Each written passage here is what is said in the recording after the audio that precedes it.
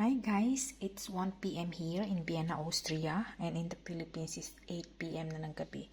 So ngayon guys, nagluto ako ng macaroni, pasta, and then gibake ko siya.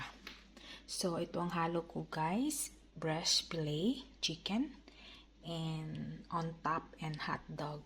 So ito yung nilagay ko. So this is my kind of pasta na ginamit.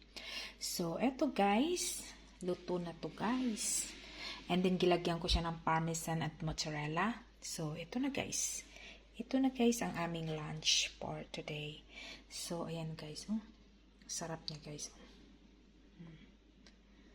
Look guys, napakasarap niya. So, eto guys. Kain tayo guys. Have a nice day. Babush!